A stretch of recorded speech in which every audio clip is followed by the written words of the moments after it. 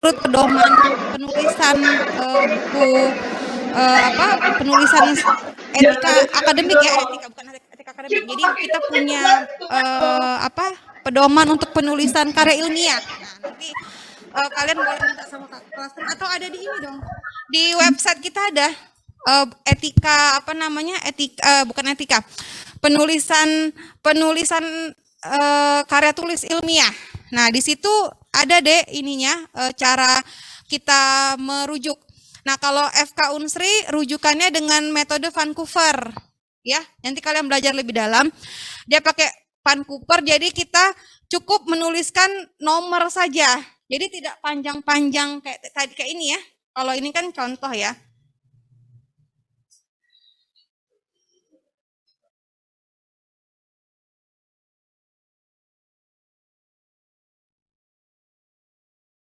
Nah, kalau kayak gini kan, ini kalau yang Bot et al. 2005, ini Fart ya deh ya, yang kayak gini. Jadi kita tulis namanya sama tahun. Tapi kalau kita FK Unsri pakai Vancouver, jadi cukup bikin nomor aja, nomor 1, nomor 2. Tetapi di lampiran kita buat 1 tuh siapa yang buat?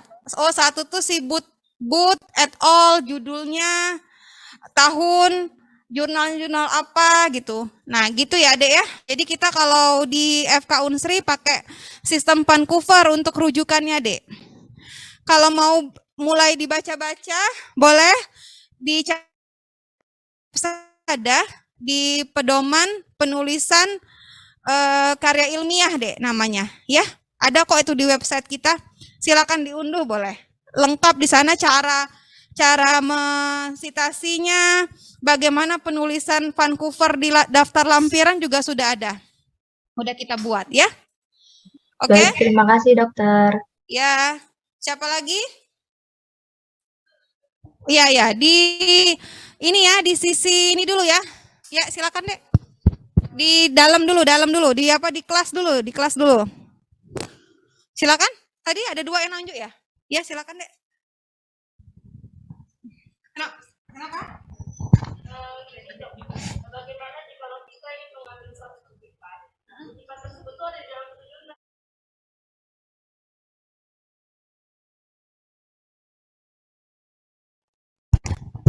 Sebaiknya cari yang WHO-nya. Kalau yang mau sebaiknya ya, cari yang WHO-nya. Kan biasanya kan kita kalau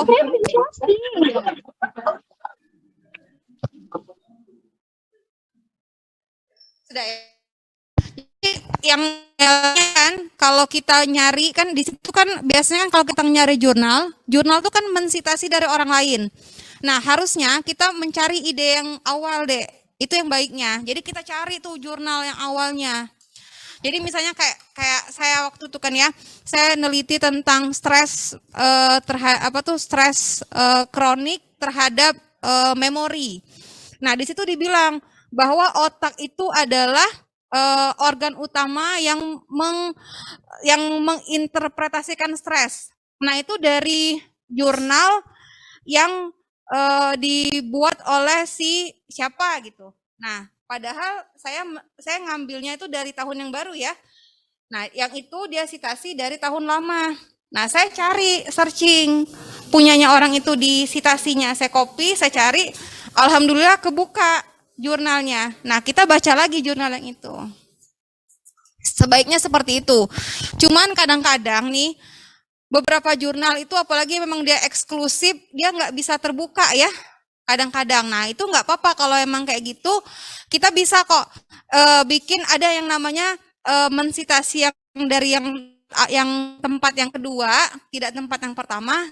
Pas di keterangan di rujukan itu ada kok dari sebelum-sebelumnya. Ada dia di boleh dilihat tadi yang saya bilang tadi ada pedoman penulisan itu, dilihat dia ngambilnya dari mana.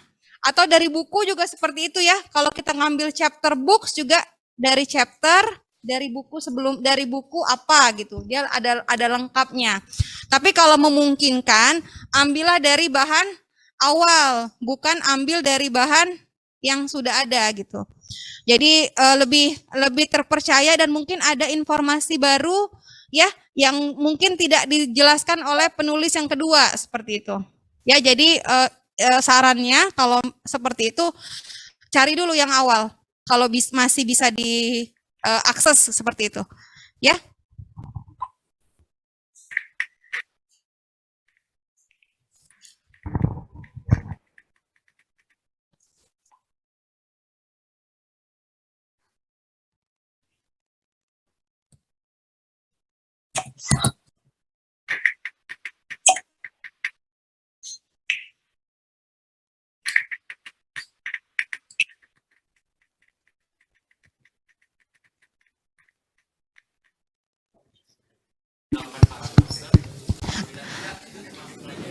Enggak, kalau hasil nggak usah kita ini deh, jadi jelaskan, tapi kan kita ngambil kesimpulan, jangan sama persis. Jadi misalnya dari penelitian sebelumnya didapatkan bahwa terjadi peningkatan hasil, tapi nggak usah terlalu dijelaskan dalam kurung P kecil dari 0,01 dalam kurung jumlah, nggak usah. Jadi kita ubah dengan dari penelitian yang dilakukan oleh misalnya Sadakata dari penelitian yang dilakukan oleh Sinulinga 2019 dari 37 orang mahasiswa kedokteran yang melakukan ini didapat 17 orang. Itu nggak apa-apa. Boleh kita ambil seperti itu atau pakai bahasa yang lain, terjadi peningkatan yang signifikan. Nah, boleh. Nggak usah, tapi yang kayak P kecil-kecilnya gitu, yang kayak kan ada nilai-nilai penelitian ya, seperti nilai P, nilai OR. Saya rasa itu tidak usah terlalu diambil. Jadi kamu ambil kesimpulan saja bahwa ini bermakna dengan peningkatan faktor risiko 4 kali 4 dalam kurung OR, nggak usah sampai detail OR sama dengan 4,4 P kecil dari 0, nggak usah. Jadi langsung kamu bikin bahwa ini memiliki hubungan yang signifikan dengan nilai faktor resiko 4 kali. Nah, boleh seperti itu. Jadi kan itu pakai bahasa tidak sama persis. Ya. Itu tidak plagiarisme. Dibikin kan tadi kan sudah kita bikin ya dari penelitian yang dilakukan oleh itu kan kita sudah menyebutkan sumber. Oke? Silakan Aisyah ya. Aisyah. Iya, terima kasih dokter atas kesempatannya. Perkenalkan saya izin bertanya, Dok. Tadi kan sudah dijelaskan bahwa kutipan dan parafrase itu harus mencantumkan sumber. Lantas bagaimana cara kita membedakan kapan waktunya kita mengutip atau kapan waktunya kita memparafrase, dokter? Terima kasih. Kalau di di proposal ya, di panduan proposal kutip itu seminimal mungkin. Ya, Dek ya. Seminimal mungkin mengkutip. Jadi gunakanlah kebanyakan adalah parafrase. Jadi mengkutip itu benar-benar yang kayak misalnya cuman pengertian gitu loh, Dek. Itu pun pengertian sekarang saya hampir jarang sih nemuin skripsi mahasiswa yang menggunakan tanda petik gitu. Jarang sih, Dek. Walaupun sebenarnya masih diperbolehkan. Cuman kalau bisa kurang dari 1% saya rasa ya. Jadi paling hanya yang penting parafrase itu mungkin nanti akan menimbulkan makna yang malah lebih sulit dimengerti gitu ya. Jadi kalau sekarang dengan cara memparafrase, dengan cara mensummarize seperti itu ya, kalau buat tulisan ya. Jadi kutipan ya paling hanya di yang penting-penting saja gitu, misalnya kayak yang tadi saya bilang kayak pengertian gitu ya, kayak pengetahuan yang memang sifatnya prinsip gitu ya, seperti itu ya Aisyah ya. Baik, terima kasih dokter. Ya, silakan Cut Kaila. Baik, terima kasih dokter atas kesempatannya. Perkenalkan, nama saya Citra Salsabila dari kelas Alpha 2022. Mohon izin bertanya, Dok, apakah dalam mengantisipasi plagiarisme karya selalu diharuskan untuk mematenkan hak cipta karya yang dibuat meskipun karya masih terbilang baru? Terima kasih, Dok. Dipatenkan ya? Iya, betul, Dok. Hak paten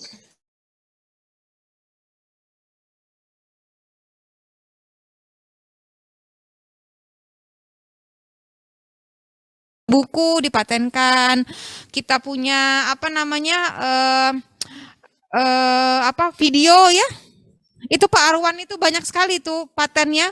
Dia bikin video apa dipatenkan sama beliau. Memang biar ini ya, biar lebih apa ya? Biar lebih ini aja gitu bahwa dia yang punya gitu. Nggak apa-apa.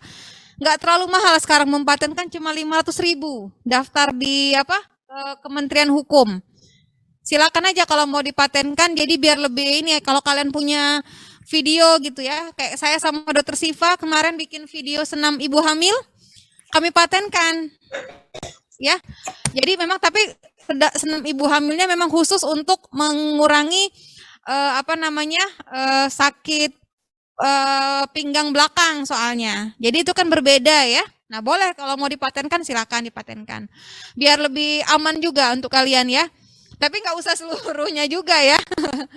Ya tergantung lah kalau memang itu memang sangat original dan boleh silakan aja. Ya. Baik dokter, terima kasih dok atas penjelasannya. Ya. Nabila Sabita. Baik, terima kasih dok atas kesempatannya. Perkenalkan saya Nabila Sabita Homaira dari kelas Alfa. Maaf dok, izin bertanya mengenai dalam merangkum jurnal tadi dok. Misalnya jurnalnya dari bahasa Inggris, terus ada suatu definisi yang hanya ditranslate dan dirasa tidak perlu diubah kalimatnya. Apakah itu tetap diberi tanda kutip ya dok? Terima kasih dok. Nah, kalau bahasa Inggris sebenarnya tidak perlu, bahasa Inggris ke bahasa Indonesia itu lebih enak sebenarnya. Jadi kita bisa lebih bebas sih Dek untuk jadiin parafrase sebenarnya. Jadi saya rasa itu tidak usah kamu bikin tanda petik gitu Dek. Baik, terima kasih dokter. Iya, kalau dari bahasa Inggris ya ke bahasa Indonesia ya. Jadi itu benar-benar enak gitu, kita biasa menggunakan bahasa kita sendiri sebenarnya. Cuman agak jangan Google Translate ya. Kalau Google Translate kan kayak benar-benar mentranslate per kata dia ya. Tapi kan kalau kita menerjemahkan dengan bahasa kita kan insya Allah itu bukan mengkutip jadi jatuhnya. Jadi kan jatuhnya memparafrase. Seperti itu Nabila. Jadi itu tidak terdetek di kemiripannya. Baik dok, terima kasih dok. Iya. Terakhir Hairan Tamim. Silakan Hairan. Ya, baik, izin bertanya dokter. Izin memperkenalkan diri dulu, saya Hairan Tamim dari kelas Alfa. Izin bertanya yang tadi mengenai yang dokter katakan untuk mencari referensi dari sebuah jurnal, usahakan dari jurnal sumbernya, dari jurnal sumber pertamanya. Apa kalau misalnya jurnalnya sumber pertamanya itu kurang lebih dari 5 tahun yang lalu, bagaimana ya dok? Kalau yang disitasi lebih dari 5 tahun yang lalu. Sumber pertama. Ya, sebenarnya bukan jurnal 5 tahun nggak boleh dipakai, Dek. Boleh dipakai. Jadi sah-sah aja. Cuman kalau misalnya bikin skripsi nih, cenderung kadang-kadang dosen tuh bilang, oh ini lebih dari 20% nih yang di atas 5 tahun gitu. Ya, jadi itu kadang-kadang suka dikomplain. Tetapi kalau misalnya kan misalnya nih ya, sitasi kalian itu ada sekitar 40 sumber gitu ya. Nah, bolehlah kalau sekitar 5 atau 6 judul memang itu di atas 5 tahun gitu. Kalau memang misalnya deh ya sumbernya itu bagus banget, memang jurnalnya, memang jurnal orisinil gitu ya, memang jurnal awal gitu ya. Silakan aja. Tesis saya tahun 86 saya pakai. Pernah saya bikin 86 karena memang itu penelitian awal gitu tentang plastisitas neuron gitu ya. Jadi saya kemarin tentang perkembangan otak, saya ambil saya ambil jurnal awalnya itu tahun 86 Hairan. Nggak dipermasalahkan alhamdulillah sama penguji karena memang itu jurnal awal, penelitian awal. Jadi boleh aja. Jadi bukannya jangan kata dokter Eka harus 5 tahun, enggak juga, boleh. Ya boleh, tapi diutamakan biar lebih update gitu. Karena kan kita nih kedokteran ini kita nih benar-benar evidence based ya. Jadi benar-benar sesuai dengan perkembangan terbaru gitu. Kayak kemarin kan ya, waktu COVID ya. Ya, kenapa ada filosofinya? Kenapa kita harus yang terbaik? Ingat gak dulu? Heboh banget plasma. Kalau ada yang kena COVID, langsung tuh nyebar. Minta plasma, minta bantuan plasma gitu ya deh ya. Ternyata itu udah mahal harganya. Beli kantongnya aja mahal dek. Hampir 1 jutaan kantongnya. Belum nyarinya lagi. Terus orang yang udah bersedia, itu kan diperiksa dulu titer antibody COVID-nya. Kan diperiksa ya. Diperiksa itu tuh nggak murah, mahal. Nah, pas diteliti ternyata nggak berguna obatnya, itu plasmanya. Ternyata orang yang dikasih plasma dengan orang yang nggak dikasih plasma sama aja. Lama rawatannya sama. Masih tetap juga paru-parunya bisa terinfeksi misalnya. Kemudian ya mohon maaf misalnya penyebab komorbidnya juga sama aja. Nah, itu tidak ada perbedaan. Tidak, akhirnya rekomendasikan. Nah, itu maksud saya. Jadi kenapa filosofi kita kalau kedokteran itu sebenarnya lebih ke kenapa 5 tahun. Tetapi bukannya tidak boleh, Hairan boleh. Cuman diutamakan misalnya paling cuma sekitar 20% aja kita menggunakan yang 5 tahun, terutama hal-hal yang memang penting, penelitian awal boleh. Cuman kalau misalnya ini yang nggak update tadi, saya bilang kayak plasma nggak dipakai. Awal-awal tuh pakai obat Avigan itu hampir 3 juta deh harganya. Itu udah kayak kacang, orang itu beli aja. Kenapa lah orang ini beli obat? Ternyata nggak dipakai juga obat itu. Ternyata tidak bermanfaat. WHO ternyata Favipiravir atau Avigan ya, itu nggak dipakai. Nah, orang sudah berebut beli, harganya 3 juta deh. Sekali makan 8 biji obat itu. Kayak mana lah makan obat 8 biji. 1 biji aja susah makannya ya. 8 biji sekali makan. 4 kali sehari. Kayak mana lah kan? Sangat ini ya. Nah, jadi seperti itu deh. Jadi ilmu kedokteran tuh sifatnya sangat dinamis sesuai dengan ini. Jadi kebaruan itu sangat penting gitu. Itulah intinya. Jadi harus baru, tetapi bukan berarti yang lama nggak boleh dipakai. Enggak juga gitu, boleh ya masih ya. Oke ya. Oke, sudah cukup. Boleh istirahat kali ya. Saya dari pagi, oke. Oke, makasih ya. Mudah-mudahan bermanfaat. Mohon maaf kalau ada kesalahan. Assalamualaikum warahmatullahi wabarakatuh. Waalaikumsalam warahmatullahi wabarakatuh. Terima kasih dokter. Warahmatullahi wabarakatuh. Terima kasih dokter. Terima kasih dokter.